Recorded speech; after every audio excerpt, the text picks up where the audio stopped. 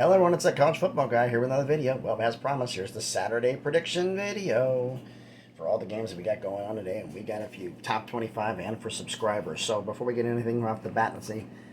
Do me a favor, hit the thumbs up on the video. It helps the analytics. It helps the video to get seen.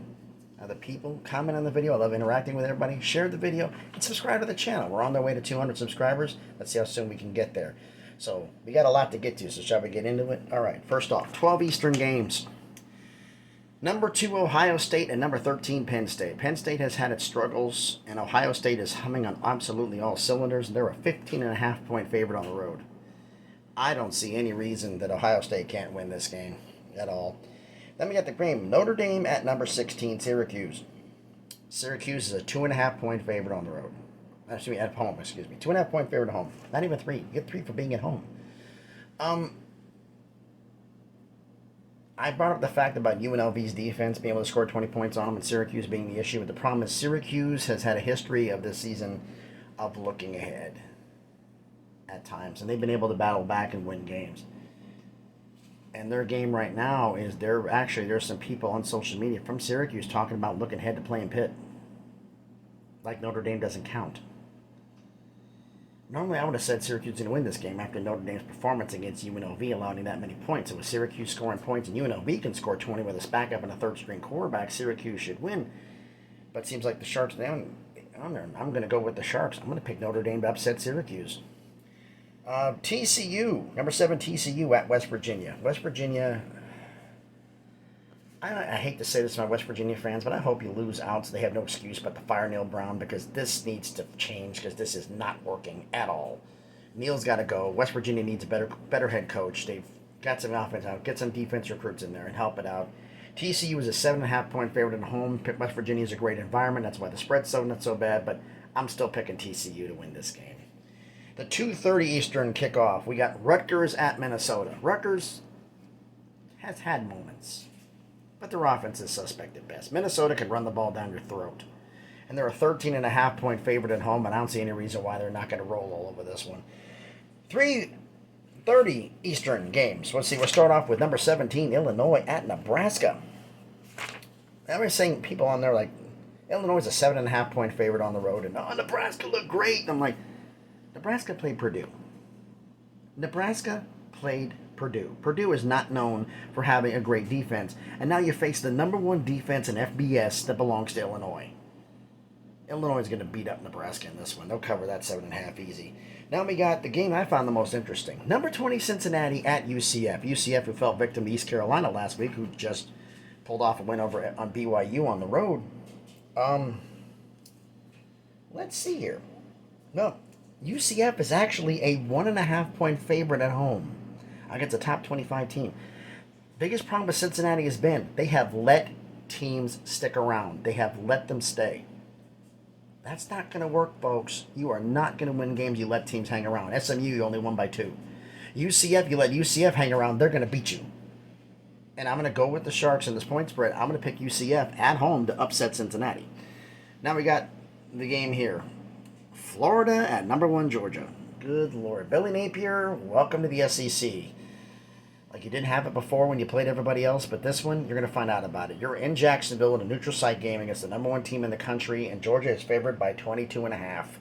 And with all the problems that Florida has, and Billy Napier has, and Anthony Richardson has, Georgia should cover this season. Just beat the brakes off these guys. I mean, it's going to be a rather hostile crowd. But yeah, I just do not see Georgia winning this game. So let's go with actually some more 3:30 games here. How about we got a paperback here. Number 9, Oklahoma State at number 22, Kansas State. Kansas State is a 1.5-point favorite at home. This is a battle of, one team's strengths versus the other team's weakness. So it comes down to this. Who do you feel more comfortable with behind center? And truth be told, I trust Spencer Sanders in Oklahoma State more than I trust Taylor Martinez and Kansas State. And I'm going to pick Oklahoma State on the road to go against the spread and pull off the win. But it won't be an upset because number 9 will beat number 22. Now you have number 10 Wake Forest at Louisville. Wake is a 3.5-point road favorite. Louisville won their last few games because of turnovers. They had a lot of turnover luck. you're going to need like about 7 of them to beat Wake Forest, because other than that stumbling block they had against Clemson, they've been lighting people up. And Louisville has really been inconsistent offensively. They just it's been ups and downs. It's been turnovers. Have gotten them wins in the last few games. I'm going to pick Wake to win this one. They're a 3.5-point road favorite, and they should win that one and cover. Then you got number 8 Oregon at Cal. Yeah, a 12:30 kickoff for the Pacific time zone.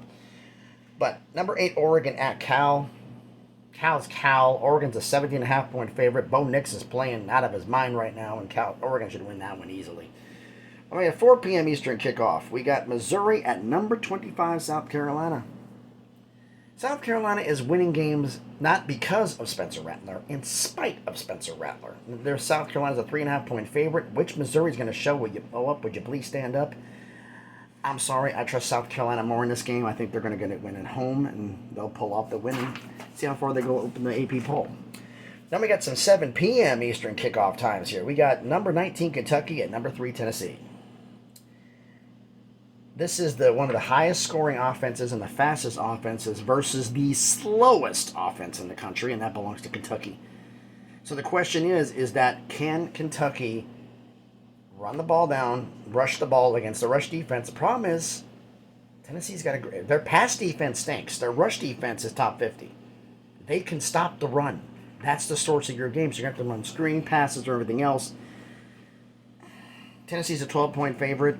And this is considered for me like a trap game, but I don't think they're gonna. That's the fans' point of view. I think they're gonna get through with this, and Tennessee's gonna win this game and cover the spread. Number 10 USC at Arizona. Arizona is, let me make this right here, a 15-point favorite. Can Arizona offensively match up with SC and keep up with them? No, they can't. It's. I wish they could, but they can't. So I'm gonna pick Arizona to win that game. Now we got for a subscriber game, Colorado State at Boise State. Colorado State, after going winless to start the season, has been pretty good doing defensively. They're allowing teams under 15 points a game, but Boise State has become the offensive juggernaut of the Mountain West Conference. They are undefeated since they switched offensive coordinators, and what a surprise. They're a 27.5-point favorite at home. A Mountain West game with a spread like that. I'm picking Boise State to win, but that cover I'm a little bit leery of. I'm thinking maybe like 17 points, maybe closer to what actually happens. Let's go to the 7:30 Eastern kickoffs. Another subscriber game. Arizona State at Colorado. Well, what can I say about Colorado? They changed head coaches, and their offense is horrible. You have the 3rd worst scoring offense in FBS. 3rd worst. You're let me get this right here, 116th in passing yards, 113th in rushing yards out of 130 schools. And Arizona State's been clicking a little bit since they won their game. They're a 13.5-point road favorite, and I think they're going to win and cover this one. All right, let's look at another subscriber game. Baylor at Texas Tech. Texas Tech's a 2-point favorite at home, which means it's kind of a pick 'em. Baylor's offense, this is a game that can literally go either way. One team screws up, the other team's going to capitalize on it. Both of them have the ability to do that. But Texas Tech at home has been something else. And I'm sorry, Baylor fans, but this could go either way, and I could very easily be wrong, and I would not be surprised about it. This is going to be a field goal to win it. But I'm picking Texas Tech to win the game. Michigan State at number 4 Michigan. Holy cow. Last season when Walker was their running back, Michigan State had 5 rushing touchdowns on Michigan. Yeah, I think they'll be lucky to get 1. They're a 23-point favorite at home. Michigan's a 23-point favorite at home, and they're going to beat the brakes off these guys. But Michigan's a lot better. They're going to win that game. Number 15, Ole Miss at Texas A&M.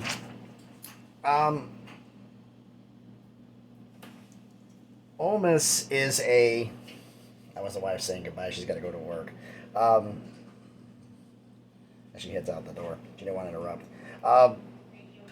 Ole Miss at Texas A&M. Both teams are coming off bad losses, needless to say.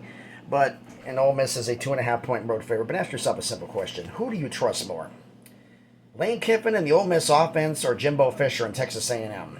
Yeah, Lane Kiffin. So I'm picking Lane Kiffin to win Ole Miss to win this game. Cover that 2.5 points, though it could be close. Who knows? And then let's look at the last few games here. Another 8 p.m. Eastern game. 8 p.m. Eastern game. We have Pitt at number 21 North Carolina. Pitt started off 3-1. We're having a good start, and now Keaton Slovis has gotten thrown 4 INTs in the last 3 games. That is not good.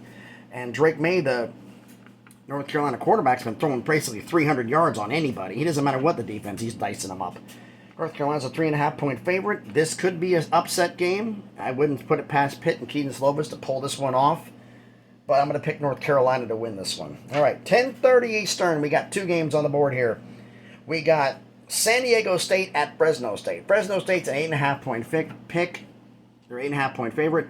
Fresno State has been a good team, but San Diego State they're going to just bowl over them. The Sharks are picking San Diego State to upset Fresno State in this game. I got a funny feeling the Sharks are wrong on this one. I've gone against the Sharks 3 times, and I've been barbecued for doing it, but I'm going to go against them, and I'm going to go with my pick from the start of the year. I'm picking Fresno State to beat San Diego State in this game. We'll see how bad I butcher this one. And last game on the game schedule, we got Stanford at number 12, UCLA. UCLA is a 16.5-point favorite, but Stanford has had a habit of keeping games close. They have a habit of doing that, and UCLA at times has been guilty of kind of taking their foot off the gas. So I'm going to pick UCLA to win this one, but this is my upset special of the week. Do not be surprised if Stanford pulls this one off. Because they could do it. This is going to be a close game. I figure it's going to be 7 points or less. And it wouldn't surprise me at all if Stanford pulls off this win. But then again, UCLA could figure it out and beat them by 40. Who knows? But I'm calling this my upset special for the week. So tell me, everybody, what you think about my predictions. What do you think about the schedule? So what game are you looking most forward to this week? Or I should say this Saturday. So tell me that in the comments. So thanks, everybody, for watching the video. As always, please give me the like, give me the thumbs up. It helps the analytics. Subscribe to the channel so we can get this thing up to 200 subscribers. Maybe get this thing something special. So thanks, everyone, for watching the video. And as always, please be good to each other.